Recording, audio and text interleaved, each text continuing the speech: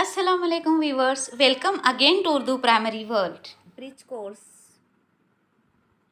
English class 7th. Let's start the bridge course activity. Today is the 6th day of bridge course, so let's start the activity 6, standard 7, subject English. As usual, learning outcomes or competency statements are given here in the starting. Learning outcomes means आमोजशी महासिल या अध्ययन निष्पत्ति जो हमसे expected है कि ये worksheet करने के बाद हमारे अंदर आनी चाहिए. Then instructions for teachers and parents और facilitators are given here. If you want to read it you can take screenshot and you can read it. Instructions for students are given here. Dear students, you have to follow these instructions while doing this activity. Number 1, read the lesson. Grade 6, 1.3, page number 7, The Wild Boar and the Fox. आपको छठी जमात का lesson number 1.3 जो page number 7 पर दिया गया है, जिसका नाम है the wild boar and the fox, वो पढ़ना है. Number 2, you may use read to me, free app provided by government of Maharashtra for reading guidance.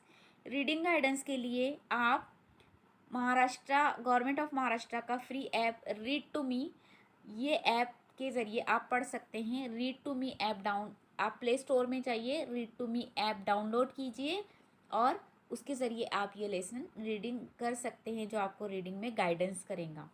Number 3, ask your teachers, parents, friends the meaning of new words. You may refer to dictionary 2. अगर कोई new words आते हैं और उनके meaning आपको नहीं आते हैं तो यू में आस्क यूअर, आप पूछ सकते हैं आपके टीचर्स से, पेरेंट्स से या फ्रेंड्स से, या फिर आप डिक्शनरी का भी इस्तेमाल कर सकते हैं. Number 4, complete the following task after you have read the lesson. आपको जो टास्क दिए गए हैं नीचे, वो टास्क आप लेसन रीड करने के बाद पूरे करेंगे. Learning activity.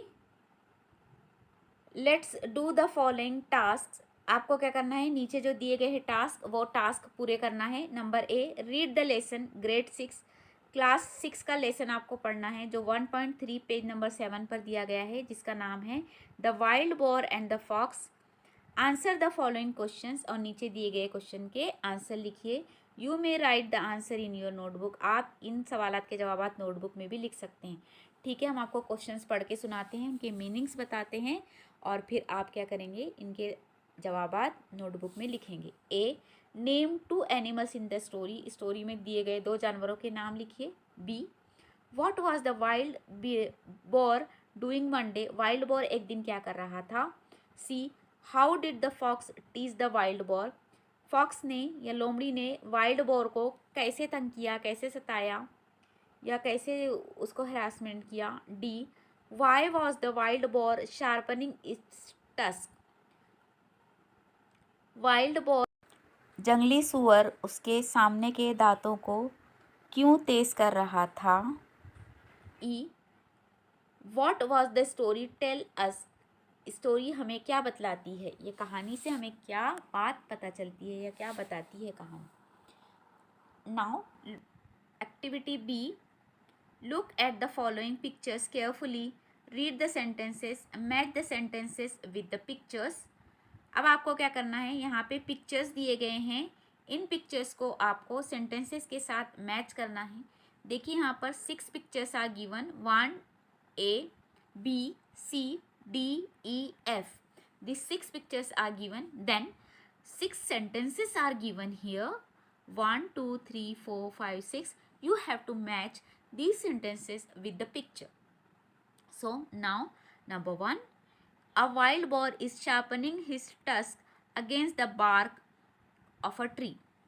एक जंगली सुअर एक दरख्त की खोह से अपने दांत को नोकीला कर रहा है या तेज कर रहा है. This one sentence is matching with picture D. Then number 2, the fox like to tease and make fun of other animals. Fox को ये पसंद है कि वो दूसरे लोग जानवरों का मजाक उड़ाए, इसमें उसे बड़ा मज़ा आता है। तो this sentence number 2 is matching with picture F. Here fox is making fun. Number 3, the fox was scared. Fox डर गया। फॉक्स वॉज स्केयर्ड, फॉक्स डर गया। This question number 3 is matching with picture E. Then number 4, the wild boar and the fox started talking. Wild boar और fox ने बात करना शुरू किया। This sentence number 4 is matching with picture C. Number 5, a wolf was hiding behind a tree. Wolf दरख्त के पीछे छुप रहा है। This is question sentence number 5 and this sentence number 5 is matching with the picture B. 5 is matching with B. Then sentence number 6, the wild boar was ready with its weapon, और wild boar उसके हथियार के साथ तैयार हो गया। This sentence number 6 is matching with the picture A. So in this way this activity is complete. Then solved activity or demo. For example, 1.A. Point A, the wild boar and the fox are two animals in the story. Wild boar और fox दो animal हैं story में। ये answer यहाँ पर दिए गए हैं जो आप स्टोरी पढ़ने के बाद करेंगे। ये आपको सॉल्व करके एग्जाम्पल बताई गई। Number practice, complete question number 4 on page number 8। आपको क्वेश्चन नंबर 4 पेज नंबर 8 पे से कंप्लीट करना है। Question number 4 is here. Why was the wild boar sharpening its tusks? So you have to write this question number 4 from the textbook from page number 8. Extension activity or parallel activity or reinforcement. Look at any board with English writing around you. A board at the school, Samaj Mandir, hospital, shop, bus stand, railway station, etc. Try to read it. Discuss with your parents, teachers, friends about the information that you receive from the boards. Look at any board with English writing around you. आपके इतराफ़ में जो भी आपको English में लिखा हुआ board नज़र आए, चाहे अ बोर्ड एट द स्कूल, चाहे वो स्कूल का हो, समाज मंदिर का हो, हॉस्पिटल का हो, शॉप का हो, किसी बस स्टैंड पर लगा हुआ हो, किसी रेलवे स्टेशन पर लगा हुआ हो, या फिर कहीं और किसी दुकान पर लगा हुआ हो, या किसी रास्ते में लगा हुआ हो, या किसी दीवार पर लगा हुआ हो, तो आपको क्या करना है, ट्राई टू रीड इट। उसे आपको पढ़ने की कोशिश करना है। जैसे हम आपको हमेशा कहते रहते हैं कि जो भी बोर्ड लिखा हुआ आपको बाज़ार से दिखाई दे, उसे पढ़े बगैर मत छोड़िए और उसे समझे बगैर मत छोड़िए, चाहे वो उर्दू में लिखा हो या इंग्लिश में। और यहाँ पर स्पेशली आपको इंग्लिश में लिखा हुआ बोर्ड पढ़ना है।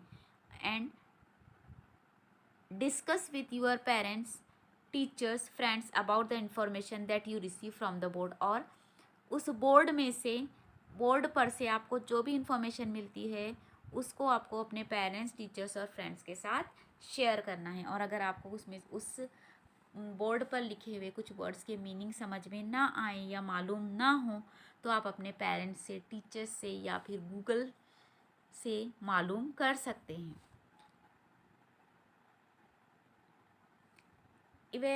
इवैल्यूएशन या खद्र पैमाई based on the responses to reading and activities. ये टीचर्स के लिए इंस्ट्रक्शन है कि रिस्पॉन्सेज रीडिंग और एक्टिविटीज़ की बुनियाद पर आपको एवोल्यूशन करना है, बच्चों को मार्क्स देना है। देन दीक्षा वीडियो और e content QR code. Number 1, read to me free app by government of Maharashtra. ये गवर्नमेंट ऑफ महाराष्ट्र का रीड टू मी ऐप की यहाँ पर आपको लिंक दी गई है। इस लिंक से भी आप read to me app download कर सकते हैं, या फिर आप डायरेक्ट प्ले स्टोर पे जाकर भी ये ऐप डाउनलोड कर सकते हैं। हम आपको ये लिंक डिस्क्रिप्शन बॉक्स में दे देंगे। आप डिस्क्रिप्शन बॉक्स में से ये लिंक ले सकते हैं और ऐप डाउनलोड कर सकते हैं। Number 2, Bal Bharati grade 6 textbook link. अब क्योंकि आप 7th में चले गए हैं, हो सकता है पिछले साल की बुक आपके पास अवेलेबल ना हो क्योंकि आपने 7वीं के बच्चों को वो बुक दे दी है, इसलिए अब आपके पास बुक नहीं है और ग्रेड 6 की बुक डाउनलोड करने के लिए यहाँ पर ई बाल भारती की लिंक दी गई है। ई बाल भारती से आप ये PDF 6 क्लास की बुक की डाउनलोड कर सकते हैं। ये लिंक भी हम आपको डिस्क्रिप्शन बॉक्स में दे देंगे, आप वहाँ से डाउनलोड कर सकते हैं। Number 3, Diksha content link the wild boar and the fox.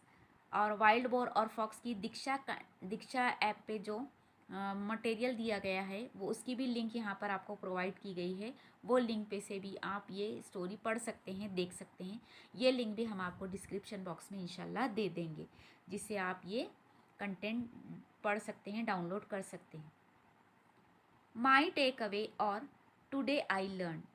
आज मैंने क्या सीखा, आज मैंने क्या हासिल किया। I can understand the information given in the text while reading. अब मैं इस काबिल बन गया हूँ कि सबक में जो इन्फॉर्मेशन आती है सबक पढ़ने के दौरान जो इन्फॉर्मेशन, जो मालूमात आए, मैं उसको पढ़कर समझने के काबिल हो गया हूँ।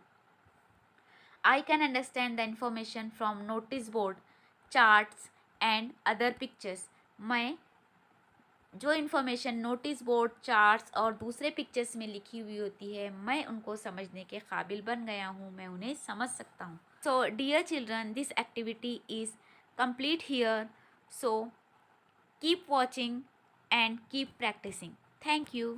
ये वीडियो अगर आपके लिए फ़ायदेमंद रहा है so don't forget to hit the like button, channel को सब्सक्राइब करें। तो मिलते हैं अगली एक्टिविटी के साथ नेक्स्ट वीडियो में। तब तक के लिए अल्लाह हाफिज़, अस्सलामु अलैकुम।